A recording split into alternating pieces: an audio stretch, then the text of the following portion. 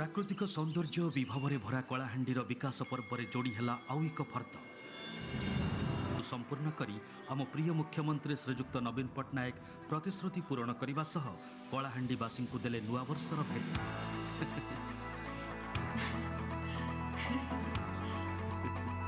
600 megawatt जल विद्युत उत्पन्न सहित यह बहुमुखी जल प्रकल्पर परिकल्पना करा जायछि।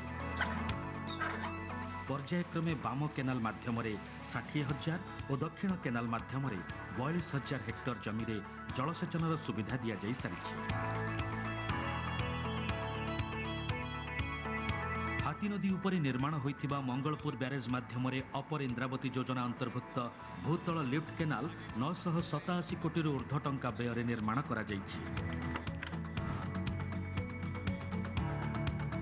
हीरापुर ठारू बेहेरा पर्यंत 43 किलोमीटर अधिक दैर्घ्य केनाल द्वारा 26,000 हेक्टर अधिक जमी पाइप जोगे जलसेचित होई परिबो।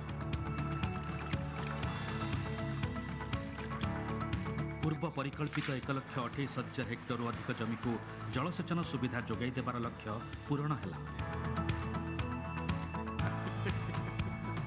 एही लिफ्ट केनाल व्यवस्था द्वारा विभिन्न ब्लॉक चाषी को भूतल पाइपलाइन द्वारा जलसेचनर सुविधा मिलिବ। यह द्वारा चाषीकूल और कलाहांडीवासी हेबे उपकृत। यह सहित जिल्लार 4टी स्थान में मेगा लिफ्ट प्रकल्पर भित्तिप्रस्तर स्थापन करा जाउछि। मदनपुर रामपुर ब्लॉक दत्ताठारे महानदी अववाहिका सांदुल नदी उपरे ब्यारेज निर्माणर घोषणा जिल्लावासी को जलसेचन और पानीय जल जोगाण में सहायक हेब।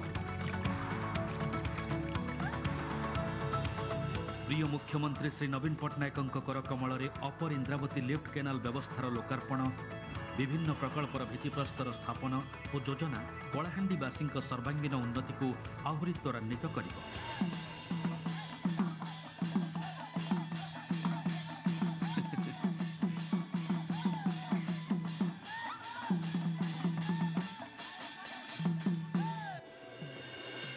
आज कलाहांडी कहे कथा दुनिया को दिए विकासर वार्ता।